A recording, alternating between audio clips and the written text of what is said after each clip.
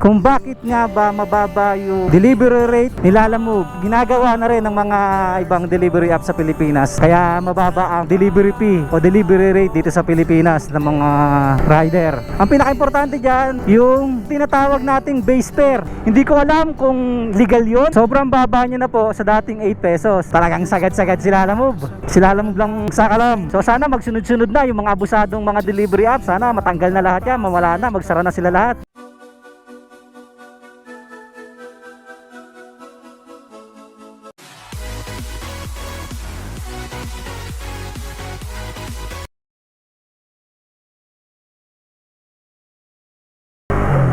Good day mga Kabiwan Moto, and welcome na naman po sa ating panibagong vlog. For today's vlog is pag-uusapan natin kung bakit nga ba mababa yung delivery fee o delivery rate ni Lalamove. Pero ito is applicable naman to sa lahat ng delivery rider dito sa Pilipinas, delivery app rather sa Pilipinas. Ngayong araw is specific tayo kay Lalamove kasi may mga part ni Lalamove na sila lang ang meron. Ewan ko ha, yun ang pagkakaalam ko, pero may mga computation si Lalamove na sa kanya lang, pero hindi ko sure kung sa kanya lang talaga o ginagawa na rin ng mga ibang delivery app sa Pilipinas, kaya mababa ang delivery fee o delivery rate dito sa Pilipinas ng mga rider. Bago ang lahat mga Kabiwan Moto, is papaliwanag ko muna sa inyo kung paano kumikita ang delivery rider. Unang-una is, ang pinaka-importante dyan, yung tinatawag nating base fare. Doon sa mga hindi nakakaalam kung ano po yung base fare, ito po yung once na naka-receive ka ng orders, kahit hindi ka pa tumatakbo, kahit hindi ka pa nagdi-deliver, meron siyang base fare. So kikita na agad kayo, may fare na agad. Dati kay Lalamove is 60 pesos since way back 2019. Yan ang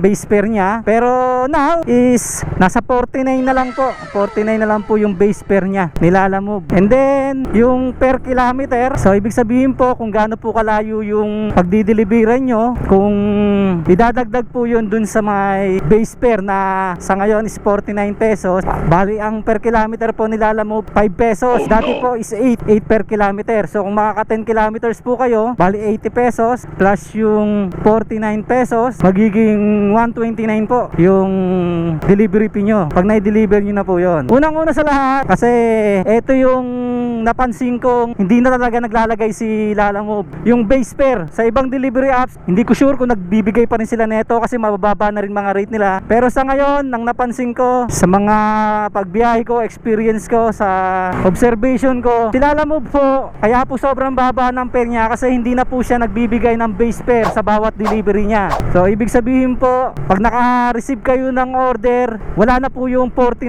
pesos, di ba? Sad. Pero sobrang baba na po ng rate dahil nga hindi na sila nagbibigay ng base fare. Ewan ko kung bakit nila ginagawa yon. Hindi ko alam kung legal yon, kasi alam ko dapat merong base fare bawat delivery. Hindi ko alam kung bakit tinanggal ni Lalamove yon. Kumikita na lang ang delivery rider dahil sa per kilometer. Hindi na kasi in-action ng mga sa gobyerno yan eh. Yung mga nangako dati na politiko na tutulungan daw yung mga rider, eh hindi naman tinulungan yung mga rider, binaliwala. Good luck na lang sa mga rider. Dahil pinag-uusapan na rin natin yung pupunta na tayo sa per kilometer. Gaya nga lang nasabi ko sa inyo mga Kabiwan Moto, dating per kilometer ni Lalamove is 8 pesos. Ngayon po is 5 pesos per kilometer. Sobrang baba niya na po sa dating 8 pesos. Makakatanggap kayo ng booking kay Lalamove na 10 kilometers, so 50 pesos lang po yung magiging delivery fee ninyo. Sa 10 kilometers po yun ha, 10 kilometers. Yun lang po ang bibigay sa inyo ni Lalamove. Kasi nga wala na kayong base fare. Dati aabot ng 100, ngayon hindi na, 50 pesos na lang, kalahati. So kalahati na wala. Bali sobrang baba po ng per kilometer ni Lalamove. Pero may mga ibang delivery apps pa dyan na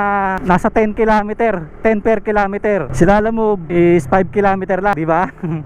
Talagang sagad-sagad si Lalamove. Si Lalamove lang sakalam pagdating sa ganyan. Sige, syempre hindi napapansin, walang nakakapansin, pero madami na naman nagwelga dyan, eh wala eh, walang tumutulong, walang pumapansin. Kaya hinayaan na lang siguro yung mga ibang rider na dating nagdi-deliver, dating nagwiwelga. So siguro nanawa na lang siguro. Siguro maganda yan, tanggalin na lang yung mga delivery apps na yan ng nang-aabuso, tapos palitan ng mga bago para gumanda naman uli yung delivery, di ba? Gaya niya si Mr. Speedy, si Borso, nawala na. So sana magsunod-sunod na yung mga abusadong mga delivery apps. Sana matanggal na lahat yan, mawala na, magsara na sila lahat para palitan ng mga bago. Kasi sobrang na yung pang-aabuso nila eh. Sana makarma na sila sa mga ginagawa nila. And pangatlo is hindi po tama yung pag-compute ni Lalamove ng mga distance. Kunyari ilalagay ni Lalamove is 5 per kilometer, pero magugulat ka 10 kilometer pero mas mababa dun sa 50 pesos yung rate. Kaya nakakagulat yung sa part na yon. Sobrang baba na nga nung rate, mali pa yung computation nila o binabawasan pa nila. Hindi ko alam kung bakit ganun kagarapal yung Lalamove, dahil mga rider naman namumuhunan sa lahat, gasolina, maintenance. So apps lang ang puhunan ni Lalamove dyan. Sa totoo lang, kawawa mga rider natin.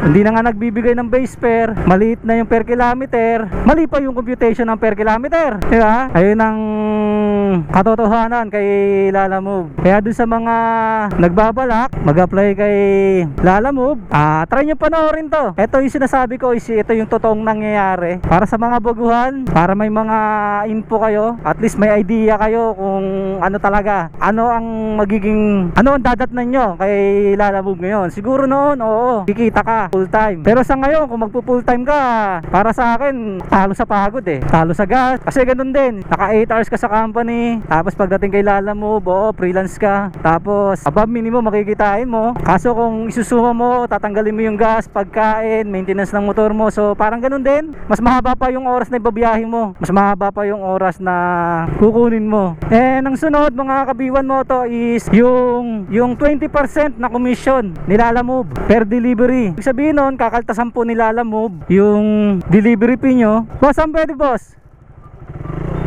Salamat. Yun, mamaya na lang mga kabiwan mo to at mag-withdraw lang ako. Ayun nga mga kabiwan mo to, balikan ko kayo. Yun nga, si Lalamove is mayroong 20% na commission based every time na makakatanggap kayo ng orders. Si Lalamove po ang pinakamataas na kinakaltas sa mga rider, 20% po. And si Lalamove din po ang pinakamababa ang fare. Kaya malupit talaga si Lalamove mga kabiwan mo to. Siya na ang pinakamataas ang komisyon na kinakaltas sa mga rider every time makaka-receive sila ng booking. And sila rin po ang pinakamababang rate sa lahat ng delivery sa express. Yan, marami na rin nagreklamo niyan regarding sa komisyon na 20%.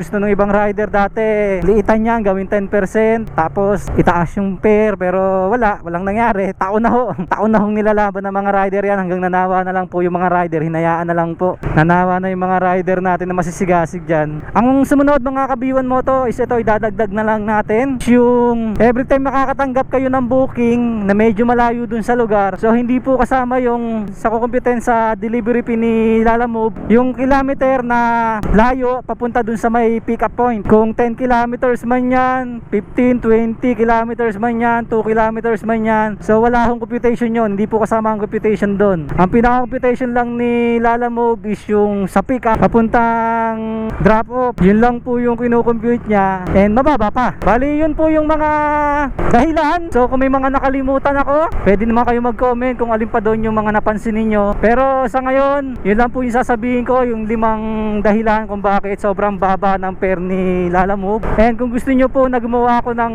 tungkol kay Grab tsaka kay Food Panda regarding kung bakit sobrang baba ng fare nila, comment lang kayo. Gagawa natin ng vlog yan kung gusto niyo. Disclaimer lang nga pala mga kabiwan mo to, no? Huli na yung disclaimer ko. Delivery rider pala ako ni Lalamove since 2019, and then naging delivery rider ako ni Grab tsaka ni Food Panda. Naikutan ko po yung mga delivery apps, and lahat po ng sinabi ko is based lang po sa aking experience, observation, aking pagbiyahe kay Lalamove. And alam ko naman na experience din ng mga delivery rider natin yan sa Lalamove. Alam ko yan. Kasi pag nagkikita-kita yung mga delivery rider, yan at yan lang din po ang mga kino-concern nila.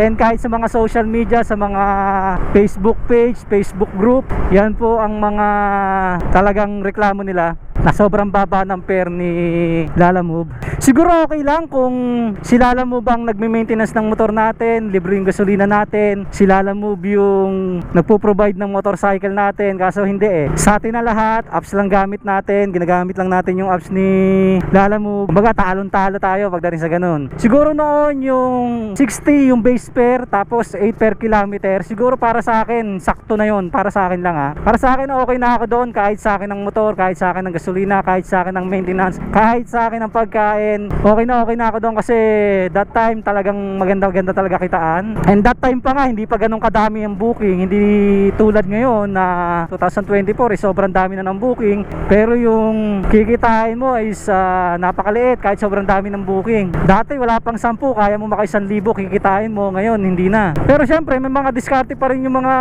lalamove natin na full time para kumita ng malaki syempre. Pero syempre maglalaan sila ng habang oras para doon, so hindi na po natin kaya yung 1,000 na maiksing oras, hindi na po kaya yun. Kaya doon sa mga ibang vlogger na nakikita ninyo na nagsasabi na okay pa sila lalamove ngayon, huwag kayo maniwala. Etong video na to mga kabiwan mo to is hindi natin to ginawa para siraan si Lalamove, dahil matagal na sira si Lalamove. Ginawa natin to para maging aware yung mga rider na gustong pumasok kay Lalamove, para maging aware sila kung ano ba talaga yung totoong nangyayari kay Lalamove, kung worth it bang mag-apply sila kay Lalamove o hindi. Yun lang naman yung intention natin, na maging aware yung mga rider natin, di sa mga mag-a-apply, and di sa mga Lalamove rider natin na bumabiyahe ngayon. So hindi na bago sa kanila to, alam naman nila na ganito talaga yung sitwasyon ni Lalamove ngayon. And dun nga pala sa mga patuloy na sumusuporta sa atin, yung mga matatagal na natin subscriber, and sa mga bagong subscriber natin, at dun sa mga manonood na hindi pa nakasubscribe, please subscribe.